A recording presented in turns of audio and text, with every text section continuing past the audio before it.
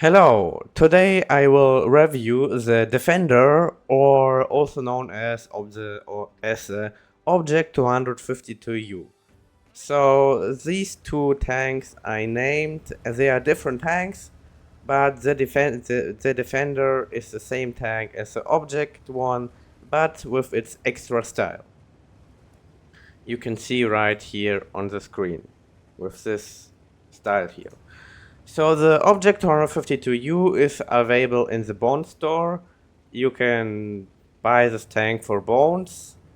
And first of all, I will show you a battle, what you can do on this tank. So the speed of this tank isn't very outrageous. I'm having a turbine on it, so about 40 kilometers per hour. That's average for a heavy tank, for those Soviet heavy tanks. So I am driving here to this position here, and well, at first I'm driving here to see what I can do, whether I'm spotted, but from this position I can't really shoot any tanks here. And you see the gun depression isn't always also very good at this on this tank. So even here I already had problems putting down my gun to aim for the TD line, and with 6 degrees of gun depression, this isn't the best gun depression. So here I am just peeking out. This isn't very careful what I'm doing here. I am just randomly playing. But still I am tanking a lot of shots. I tanked 2 times. Well, at least I tanked the TS-54 1 time. That's what I noticed. So the alpha damage on this tank, like while I'm shooting those tanks here, is very comfortable. For 140 is the alpha damage I like, and on tier 8 it is very good, I would say. So here, yes, I am not playing carefully at all. I am just putting out my track, and well, he damaged me through the tracks. Now I'm starting to play more careful. You see, side scraping. Side scraping is very good on this tank. And here I'm just letting the TS-54 explode, even though it's pretty useless because I would have killed him otherwise also. So I'm here with 1700 damage here already.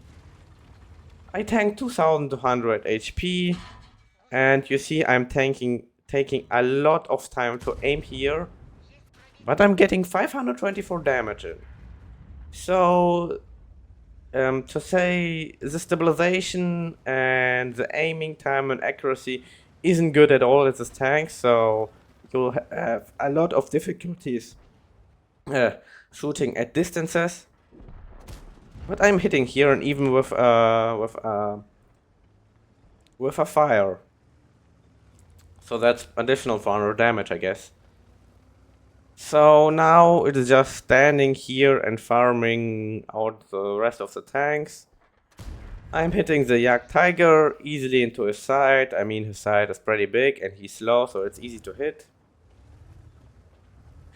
To speak about the shells, I loaded only gold ammunition because, well, I was just really playing this tank for fun and not to farm credits. To say so, farming credits this is not the best tank to farm for credits, because first of all you don't have a really great DPM. It doesn't mean you can deal good results on this tank, but I would say there are better premium tanks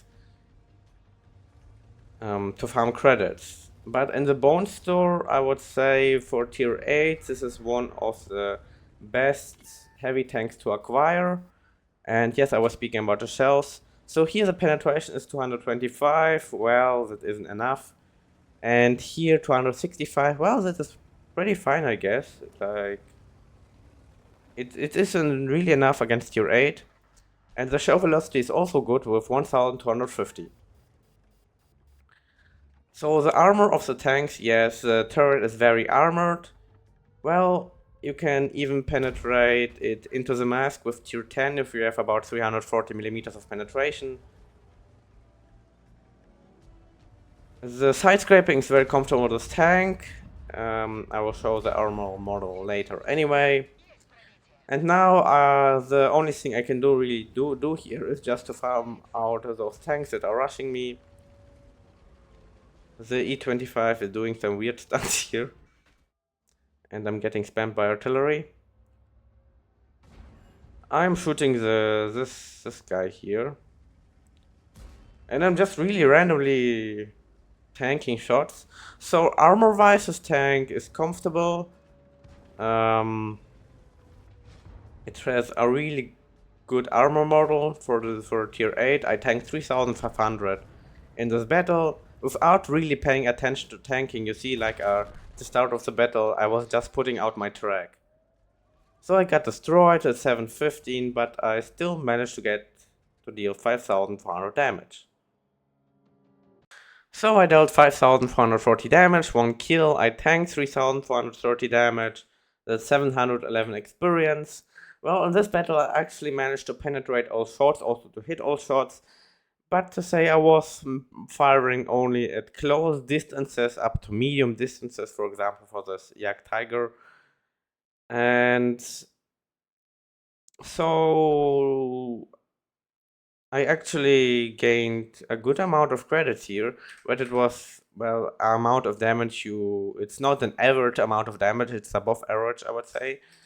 So I gained 40,000 credits here, and this is without any reserves. So I would say this is a good result for not playing reserves, with reserves, and only shooting gold ammunition. So this tank it's average for farming, but it isn't also the best. And you also have to be able to play on it. It's also a thing on this tank. You have to master the gun because it has a poor accuracy, aiming time, and stabilization. So here I'm looking at the armor, and you see the lower plate isn't armored, it's penetratable. But if you angle it, then you see if you angle it, it isn't really penetratable with those 225 millimeters of penetration. So also to see like this, against really tier 7 and tier 6, if you put your tank out like this, you are not penetratable at all. Well, if you put gold ammunition on, 265, you are penetratable here, but even though it's not 100%, and so one advantage really of this tank is that the upper plate is armored. This isn't the case even at tier 10 tanks. For example, at the Object 277, the upper plate isn't armored. So here it is really good armored upper plate, and if you angle it, the tank will really get very armored. Side scraping is, like I said, it's a really good side. Here you cannot penetrate it at all, and the turret, well, the mask here I mentioned earlier, and the commander hatches, and the commander hatches have a medium size, I would say. So at close distance they're pretty easy to hit, but at the more distance, the harder it will be for you to hit them. So the armor is very good for a tier 8 heavy tank. So on this tank I'm using turbocharger to buff the speed to have 40 kilometers per hour. That is more comfortable than 35, obviously. Then I'm putting gun rammer on it. Well, that's a standard choice for cyclic tanks. And the DPM isn't the best here. And as for the third equipment, I'm putting hardening on it to buff the survivability even more. To have 1700 hit points with that armor, so you can take even more damage. You can put in stabilizer to increase the comfort of this tank, but you are mainly fighting in very close distances, so I would recommend a hardening. As for modernization, I'm using this one, then this one, and here I am making artillery stun less stronger. And the view range isn't good at this tank at all, so it's not really a difference here. But you will have less stun. So that's it for this video. To sum it up, you can take this tank in the bone store here. Let's open it. It is here available for 9,000 bones, and I would say it is one of the best tanks out of here. To get here, you see it's writing here reliable armor and a powerful gun. Well, the only powerful thing about this gun is really its alpha damage is really good here, and the armor is reliable. So that's it, like and subscribe.